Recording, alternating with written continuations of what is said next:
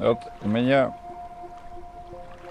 всегда была мечта вот так вот как-то его закрутить, чтобы он сам продолжал крутиться. Сейчас видишь, вот я его кручу, толкаю, он крутится. Но он все время останавливается. Вот хотелось бы так, чтобы его так коп, и он сам крутился. Без моего участия. Вот с парком то же самое. Вот пока я его кручу, он крутится. Но вот мечта, чтобы я его так оп, а он сам. И быстрее, и сильнее, и больше. Вот такие мечты.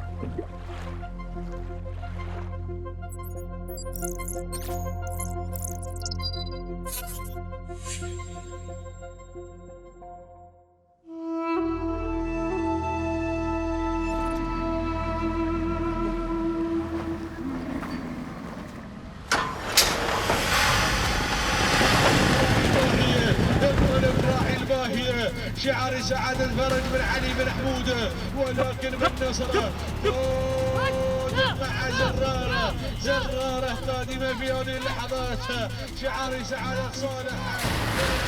Camel racing is a multi-million-dollar industry. A winner costs millions and millions of dollars. So if you produce a winner, we can make clones of the same racing champion having the same genetic material.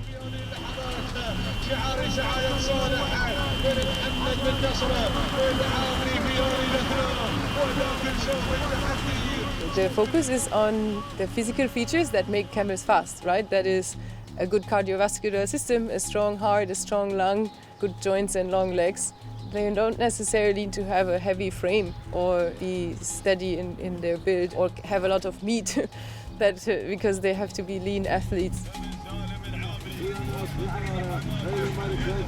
I think that we shouldn't ignore the fact that a lot of the same technologies that could be used for this de-extinction purpose or projects have tremendous commercial value.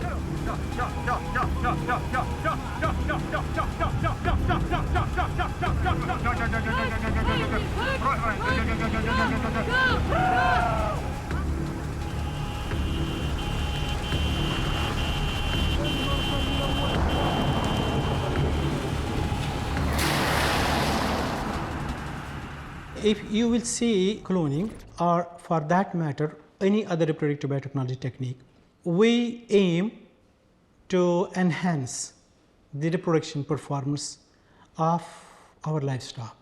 We aim to produce highly good quality elite animals. We aim to enhance the genetic pool of our animals. Everyone is looking for the super camels now.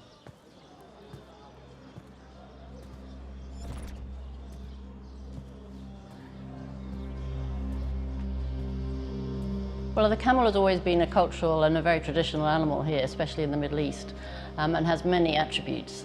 And I think what people are realizing now is just the value of camels. Not only if you get a good racing camel, does the value go up, beauty camels are now becoming the latest thing, and the value of a beauty camel is huge. So obviously they become more valuable to breed from.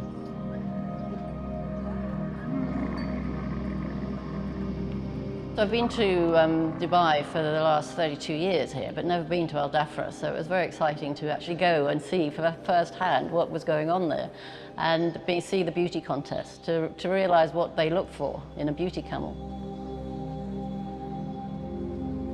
But when I first started my PhD, and I met Professor Roger Short, and he said to me, Lulu, so much is known about horses, don't do horses, do camels. And at first I thought he was a bit mad. I thought, why would I want to do camels? But then I was traveling on my own and I had a lot of time to think, and I suddenly decided to myself, I said, he's right. You know, nothing is known about camels.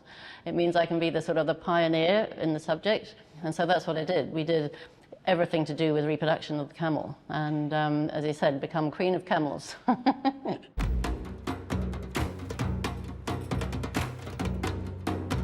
I've been to many camel races before, but never to a beauty competition. But I've heard that you're a bit of a desert diva and your name precedes you out here. So what can you tell me about Al Dhafra?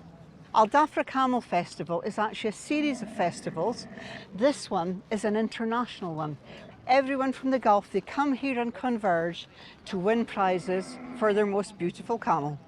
Now, most of these will be worth at least $800,000, not dirhams, dollars, up to $1.5 million. So can you imagine just how much money there is there on legs? Yes.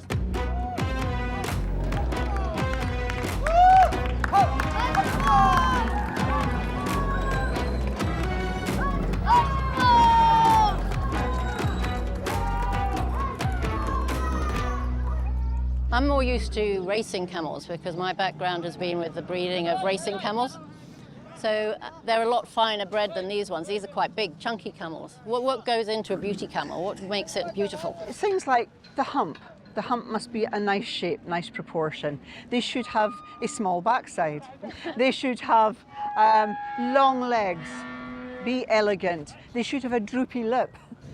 Yes, I've heard about the droopy lip. Yeah, and nice ears, and everything should be in proportion. Wow, and how many classes are there? Are they divided up between male and female camels? They don't show males. Oh, okay. No, apparently nobody wants to look at a male camel. Everyone wants to look at a female camel. They are divided up into age. They have classes from the 1-year-old right up to, I think some of these ladies maybe be 10, 12, 15. Well, I think that owners do use a lot of different techniques to try and win the prizes. They can use things like Botox and steroids and things, but there are also very strict regulations on this. So you run a risk of being disqualified if you do use these performance-enhancing drugs. I think it's interesting that cloning is not actually banned here, but even though it is clearly in demand, I tend not to bring it up much with camel owners because they're not really that comfortable talking about it.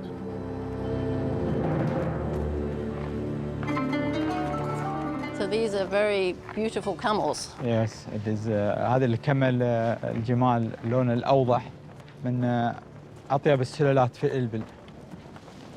واللون الأوضح نادر. نحن نحب نمتلك هواية.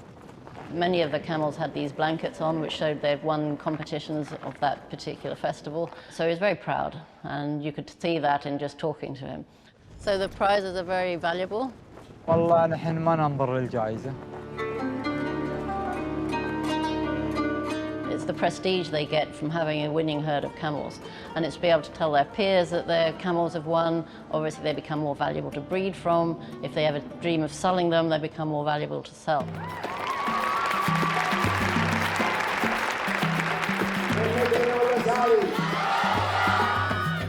ومن حصل على المركز الأول ورمز كتارة تهانينا تهانينا تهانينا والناموس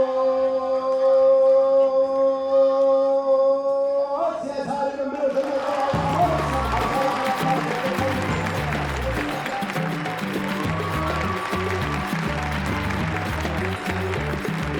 The winning camels got anointed with saffron, so they got yellow powder and paste all over their necks, so you could tell which ones were the winning camels.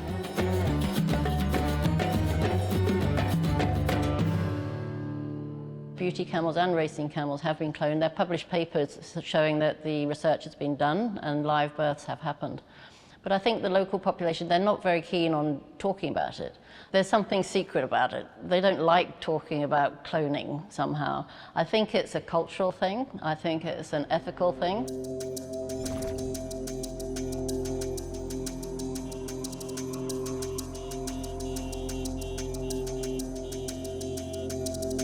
The world's championship polo team is made up of cloned polo ponies. In Argentina, whose president has 5 cloned dogs. People spend money on all sorts of things. And if they want to spend money to have a beautiful camel and win a camel beauty contest or become a polo champion, fine. But one of the things that bothers me about the commercial cloning companies is they're not very open about just how successful they are. I'm a little worried about how they get the eggs. What if half of the clones that are born have serious problems and they kill them quickly?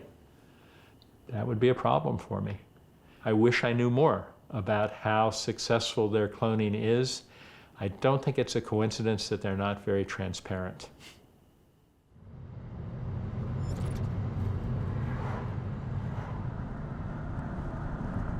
Northern white rhino is sometimes seen in the context of the extinction, which to a certain degree is correct. Because technically, if we leave it just, on the last two females, which are not capable of natural reproduction, then they are extinct, of course. So without artificial techniques of reproduction, we would not have a chance to save the northern white rhino. But this would not be possible without southern white rhinos, because they contribute to saving the northern white rhinos.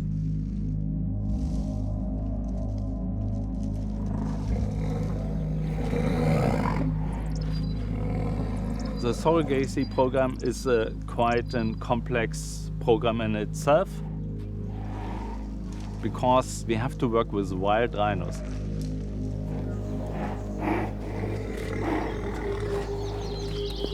And therefore, we need some indication when the female is ready to do the transfer.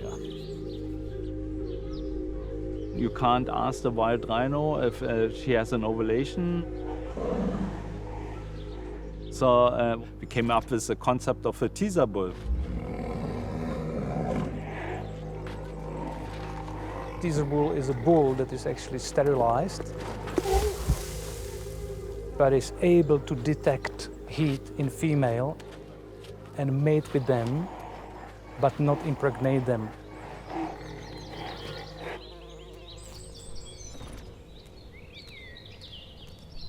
So I just arrived from Kenya. So from my colleagues, we know they had some clue that something might happen. And from the experience of our keepers, it's clear that there is some courtship behavior.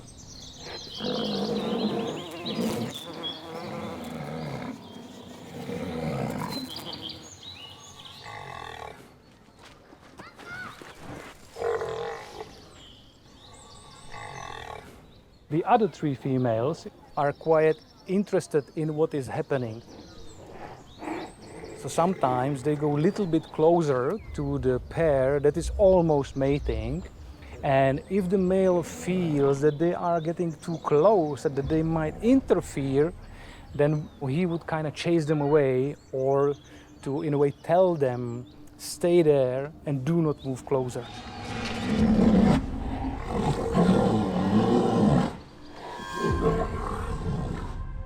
These animals, they have around 2 tons, and of course if they hit their heads, it looks in a way that it's very violent.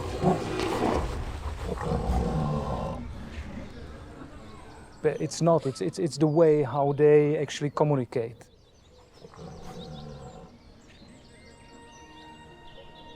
Here behind me we see Jessica, it's the females, and then we see a male, his name is Pamir.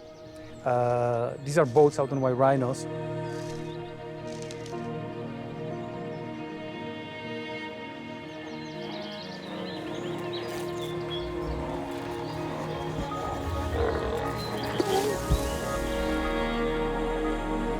In a way, we actually copy a situation that we established in Kenya, in Olpejeta, where we have a teaser bull, we have a surrogate mothers.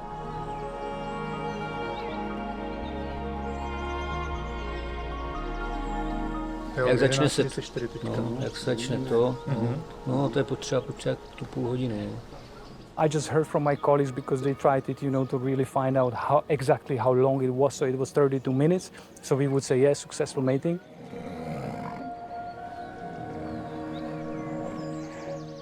When we see this in Kenya, then we have to immediately jump on plane to get in Kenya within 4 days or 5 days, because usually on a day 6 we would conduct an embryo transfer, and it has to be precise timing.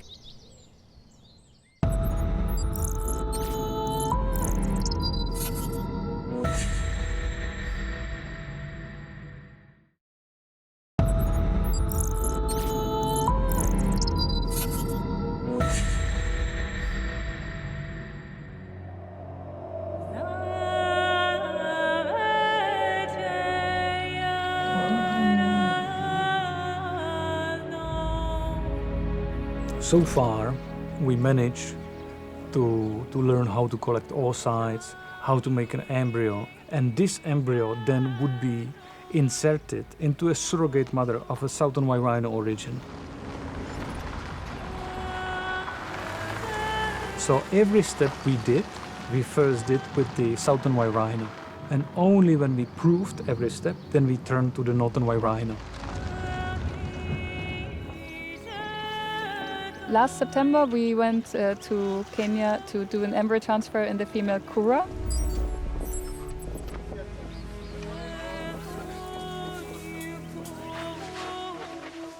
We performed a kind of proof of concept for the embryo transfer using southern white rhino embryos, which were produced here in Europe.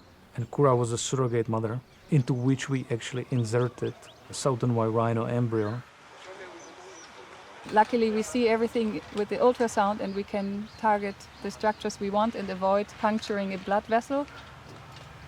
But it's a real risk if you're not skilled that you could really do damage to the animal or maybe even kill it.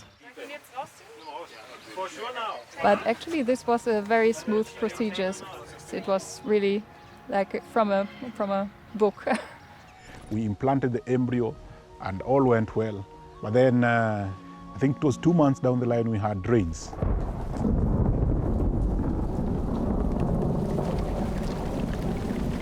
It was in November 2023. There were bigger rains than what we are seeing now. Our routine, we wake up very early in the morning to check the northern white and the surrogate mothers, what they are doing every day. At around 2 p.m. is when I received the phone call that Uwan is gone.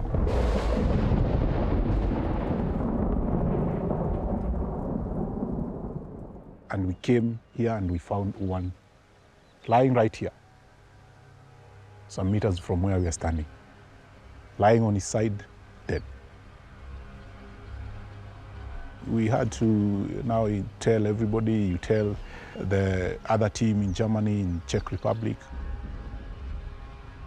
We got news that Uwan, that was our first teaser bull, died, and it was really sudden death. He was seen running along the fence, and in 30 minutes he was dead.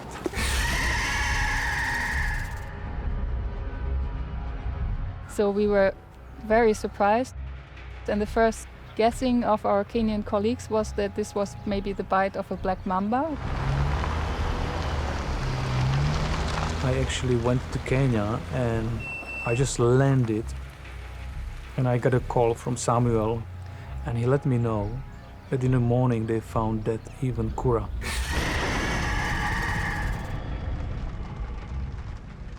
We got the notice that our surrogate female Kura had died. And then we knew this is not a snake bite, this is probably something infectious or some bigger problem. And this was perhaps the worst moment in the whole project, when we already lost 2 rhinos, and I was really afraid that we might lose some other. We conducted an autopsy that revealed disease. And this was due to the heavy rains. Clostridia were washed up from the ground, and this was the cause for these unfortunate deaths. These bacteria were freed with all the rain, the grass was bringing them to the surface, and our rhinos have eaten them, and they died in 1 hour. So we lost our first teaser bull after we have produced the first pregnancy in a southern white rhino by embryo transfer.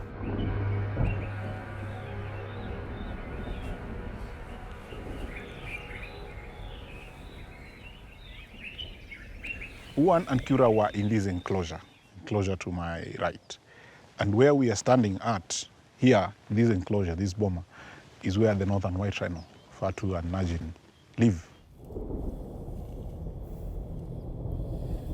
When we lost Kura, then it hit us that then the 2 northern white rhino are in huge danger, and really anything could happen to them also.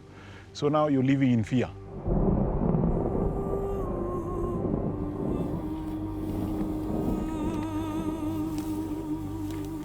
We put in some measures to prevent the two northern white rhino from accessing areas that we thought had this flooding.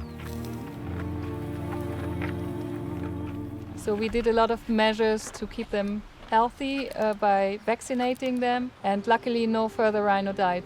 So the entire biorescue program has a lot of drawbacks. So you think you did it, it is now the level to go forward, and you fall down again.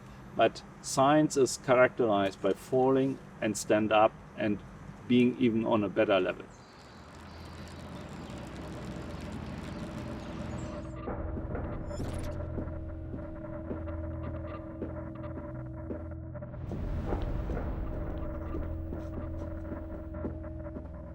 End of the year there was a shocking news because the surrogate mother died and also the teaser bull died. They analyzed the dead female and they could show that the female was really pregnant. The fetus was 6.5 centimeters. It was a very, very small rhino. We wanted to know whether this fetus was from embryo transfer. We took a small part of a tissue and later we brought it to Germany. We isolated DNA from it and then we compared it to the surrogate and the donor mother, because there was still the potential that maybe the teaser bull still had some viable sperm left.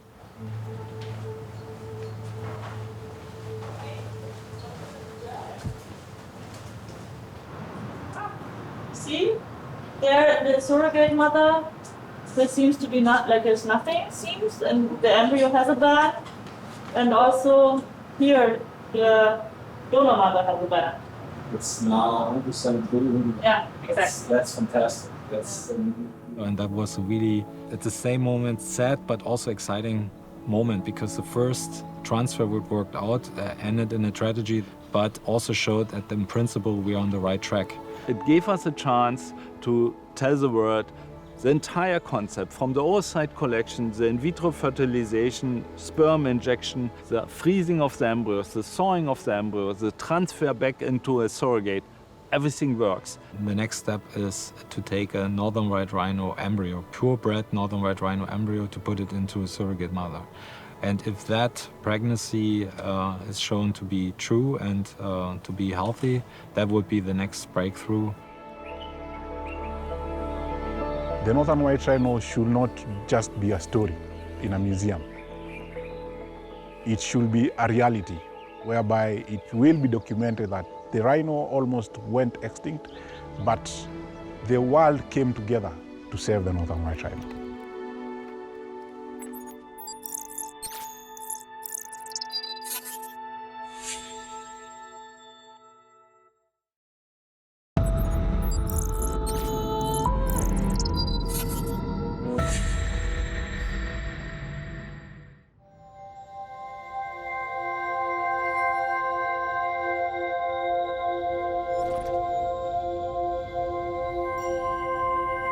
The idea of cloning camels, it came from the rulers of Dubai. They had some elite camels which passed away and they were not knowing how to conserve them. And that's why they came with the idea that is it possible to clone the camels.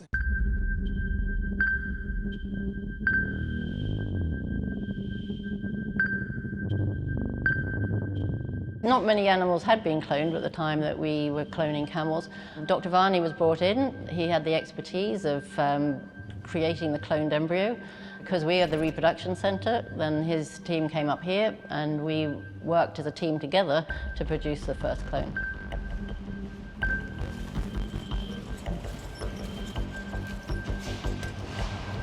Camels are not that easy to clone as compared to other species.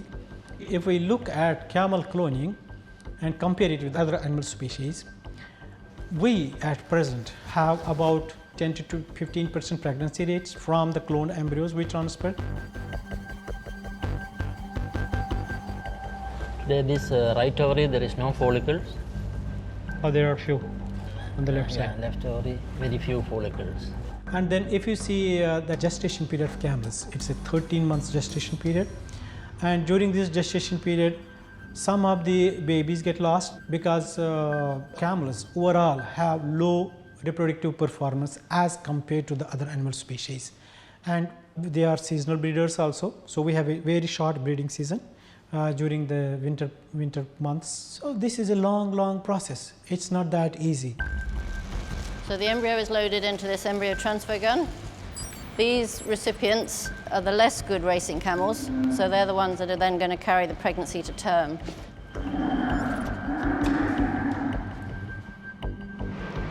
Up the left horn, and I just press the plunger so the embryo is deposited into the uterus. She's pregnant for now. Obviously, not every embryo that's transferred is going to become a live birth. So every stage of the cycle, from getting the embryos to transplanting them, to getting the pregnancy, seeing the pregnancy, and then monitoring that pregnancy month by month is when it, suddenly you realize that, wow. And then when the first one's born and it's alive and it's kicking and it's there and it's alive, so you think, wow, that's fantastic.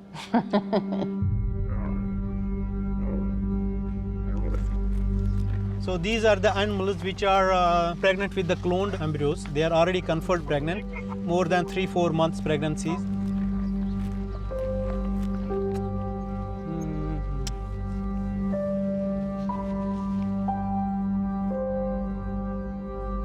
She is one of the cloned animals.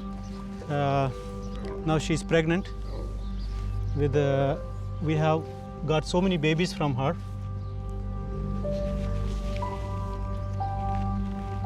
Every year we have been given a target that you have to clone this animal, and we have a cell bank here with us where we have most of the very elite animal cells stored with us.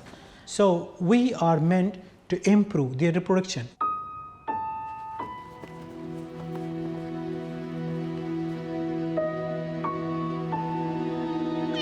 दूध अच्छा पीते हैं? These two calves, they are from the same donor. You know, the strange thing here is that because they are clones of the same animal, both mothers allow both of them to suckle. See, this baby suckles the other one and suckles this one also. He suckles that one as well as this one also. Maybe they have same smell or something. The mothers are confused now. Usually they don't allow. Usually we have not seen this happening before. If I produced 5 clones of one animal, surprisingly, all of them have same genetic material, but all of them doesn't have same performance because it's the environment which you give them. It's the mother, surrogate mother, the udder, the milk, how much they take. So we have seen that so many factors which are affecting the development of this baby.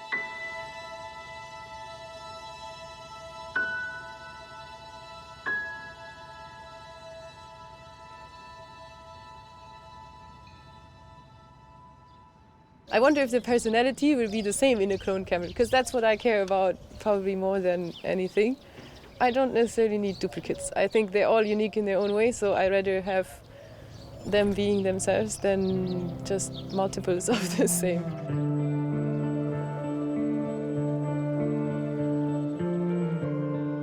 I'm born and raised in Germany, but moved to the UAE 2015. Now I'm running a camel riding school, and I'm training a women team in camel racing as jockeys. I hope to sort of reshape the perspective of camels and the perception that we have. So here at the riding center we have 14 camels of different ages and different abilities. All of them are retired from active racing careers, but that doesn't mean they're very old.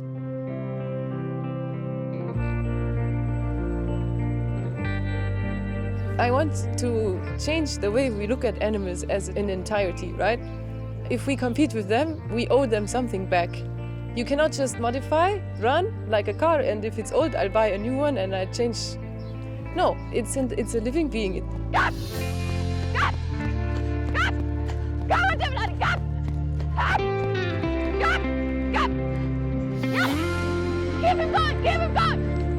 people ask me, but why do you raise if you have all these ethical questions and concerns?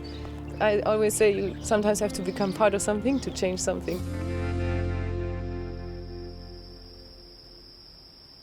First of all, de-extinction is fake news, right? Because nobody has de-extinguished anything yet.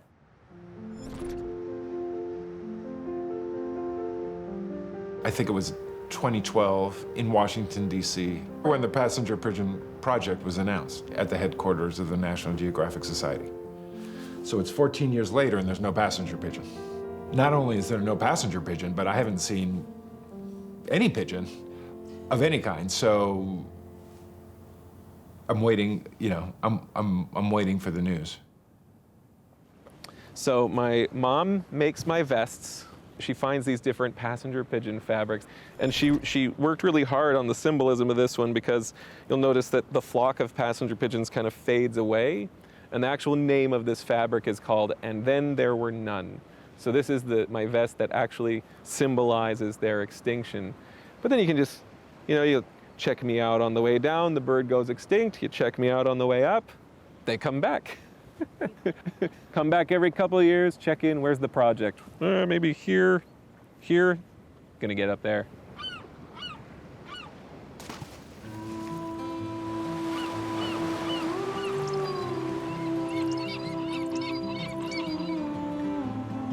"56 different types of animals have been cloned. That includes fish, amphibians, a bunch of mammals, and one insect, but never birds.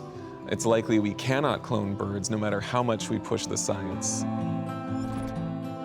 Which brings us to Qilong Ying's lab here at University of Southern California, where I'm hoping we can make some breakthroughs that will not only make it possible to help endangered birds with biotechnology, but also, in a way, bring me back to my original passion and goal of recreating the passenger pigeon. So these are eggs from species you've worked with in the lab? Yes. Okay, I think I know a few of these. This is ostrich. Yes. These, of course, look like pigeon and dove. Yeah. What are some of the other ones here? These are goose, peacock. Oh, wow. Turkey, duck, chicken, and this color one, pheasant. And this spotted one here? Quail. And the tiny one? Zebra finch. My gosh, the sizes on some of these is incredible. So here we have the world's largest living bird and the world's largest egg, and a zebra finch. Yeah, zebra finch. It must be really hard working. So the biggest reason we cannot clone a bird is literally the egg. The egg cell of a bird actually is the yolk inside of an egg. It's the world's largest single cell. So the tiny little nucleus of DNA is floating in this opaque yolk. You can't see through the yolk, you can't find the DNA to manipulate it, and then how that egg and yolk and shell develop in the mom bird also creates challenges. It's very different from how a baby mammal develops in a womb. So we have to work with what is in the egg after it's laid.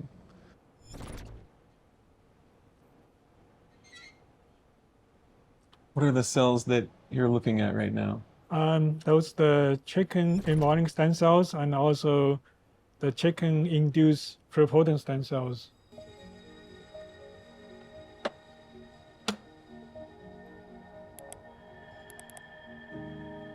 Oh, wow.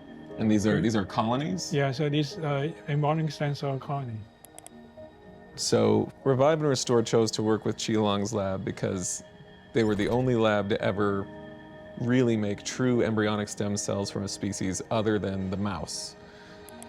And this is a duck, actually induced pluripotent stem cells. They look very much like the chicken cells. Yes, this one is the zebra finch, the very tiny. Today is the first time that he's shown me that he not only has induced pluripotent stem cells from the chicken, but also from the duck, from the quail, and the zebra finch. So if Qilong can get stem cells to grow and work really well from the chicken and the zebra finch, then his lab will probably be able to do it for everything in between. And that's going to just open up the floodgates of a complete transformation in conservation and science. So this is a new experiment. With the band-tailed pigeon cells. Yeah. So this is something already they change. The morphology is very different from other fibroblasts. So that's look very promising. One of our collaborators in New York was able to get some band-tailed pigeon cells. So the band-tailed pigeon is the closest living relative of the passenger pigeon. That's the bird that we will take and try to transform into the extinct passenger pigeon. And so they've sent them to Qilong's lab. Sandy has started the reprogramming, and today Qilong showed me in the actual cells, some of those starting the transformation into stem cells. And it's happening right now while I'm sitting in the building, and so that's really cool because we need those stem cells absolutely for passenger pigeon de-extinction.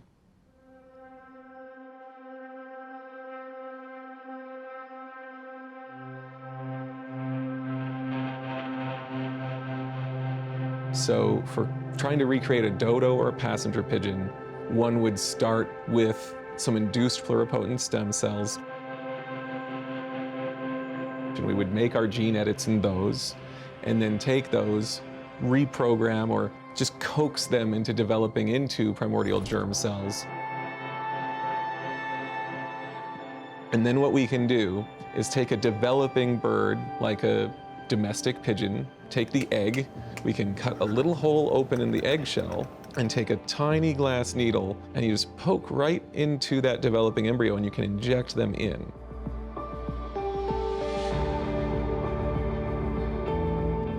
And then I will seal up the egg so we can further incubate them. Then we can detect how the chicken develops by this open window system.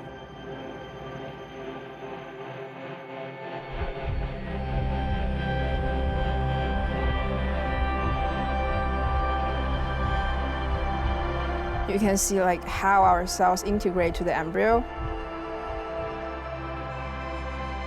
And they'll integrate, or basically go into, the developing gonads, which will be the testes and the ovaries. And so you incubate that egg and it hatches, and that bird is going to look completely normal. So this is a chimera here. Yeah. I mean, that looks like that embryo is almost entirely made of stem cells. Yeah. Is that right? Yeah. So the most important. So if we're putting new passenger pigeon germ cells into a domestic pigeon, when that bird hatches, it looks like a normal domestic pigeon. But inside the testes and the ovaries inside of it will be our new passenger pigeon cells. So when we take a boy surrogate father and the girl surrogate mother and they breed, they're then using the germ cells we've put in. Out of their egg is going to hatch a baby that doesn't look like them. It should be the new passenger pigeon. It's a hard project. And I think that the benefits or the value of doing it is not that high. Like, is it worth money to create a passenger pigeon? Maybe not particularly. Do we really need identical copies of extinct species back to life today? I hope not, because we're never going to get identical copies of extinct species that are there. But do we need the technologies that will get us close to that? Yes, we do. We desperately need to be growing the toolbox of stuff that we have to be able to combat the present day extinction and biodiversity loss crisis.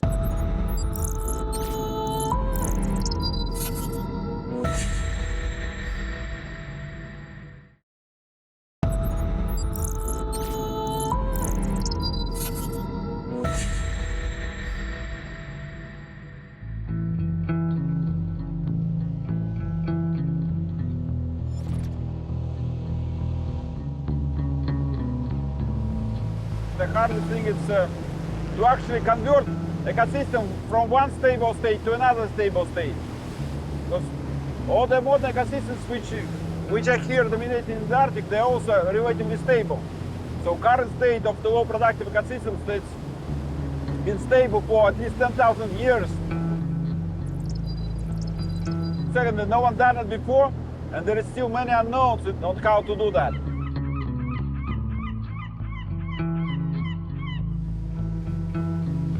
The Zimovs have been doing some work in the park, which is really impressive, where they've brought all these different animals into the park that used to be there.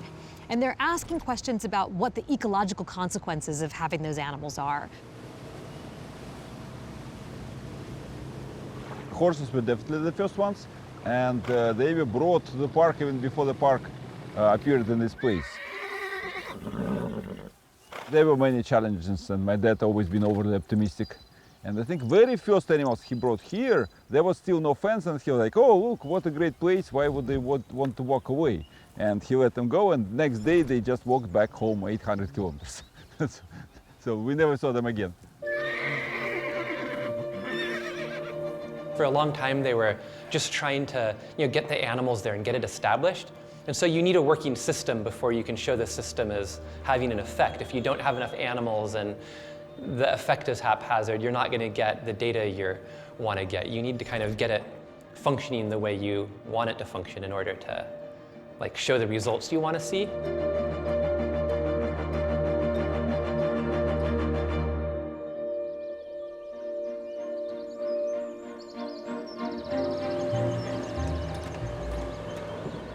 А верблюды где? Здесь, в Талане. Верблюды вон за ними они приходили.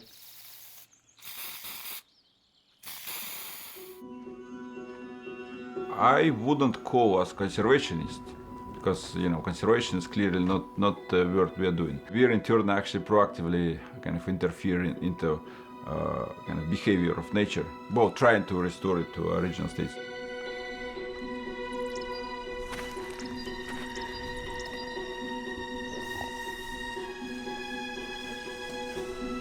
They're the father-friendliest animals which we have in the park.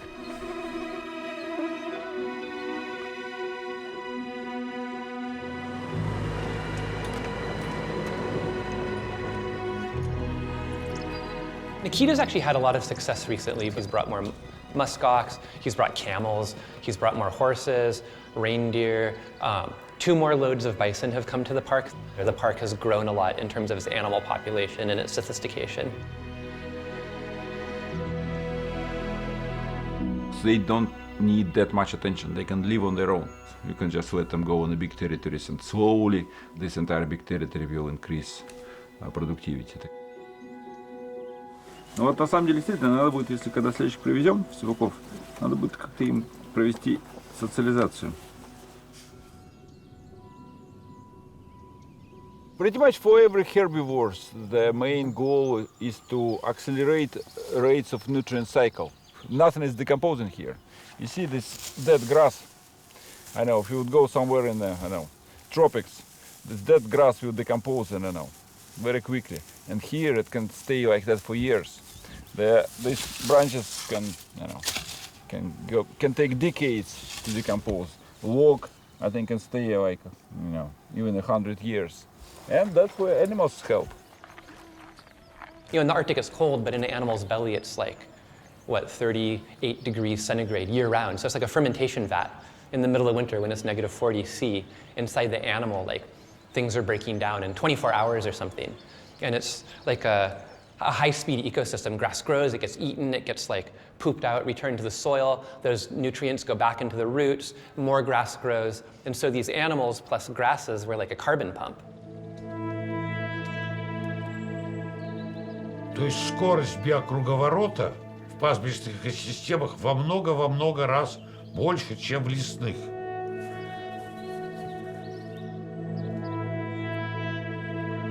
And this ecosystem can exist now, and it's possible to reconstruct this ecosystem. We need only bring animals, because this ecosystem can't exist without big animals. And we did some sampling with some specialists from Moscow earlier this season, and they flew the thermal camera on a drone. Вот это вот место, где у нас верблюды пасутся как раз. И вот оно четко видно, видишь? Ну и здесь, соответственно, разница, то есть несколько градусов. И это прям очень ощутимый. They show that 5, 6, up to 8 degrees difference of temperature in the air, in the grasslands versus the forest. So that's quite enormous.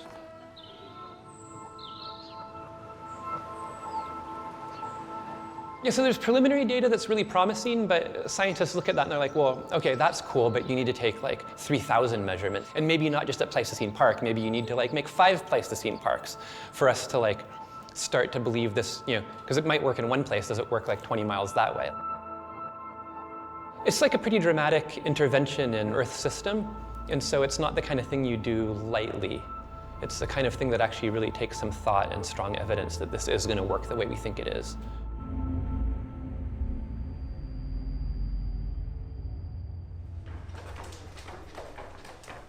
So last week we heard that the teaser bull had mounted one of our surrogate females, which was the signal for us to pack all our equipment and get prepared and get ready to go to Kenya. We had clear evidence that the embryo transfer is working with southern white rhino embryos, and therefore we agreed as a team, the consortium of Biorescue, that we will go first time to the northern white rhino embryo transfer. That is the first time that we attempt to rescue a nearly extinct species. However, we have no idea what a northern white rhino embryo is doing in a southern white rhino uterus, because they are nearly different species, so they are quite far from each other, 200,000 years. So it's a little bit like putting a donkey in a horse or a zebra in a horse. So we know that this works in some of these experiments, but we can't really predict it fully what will be the outcome.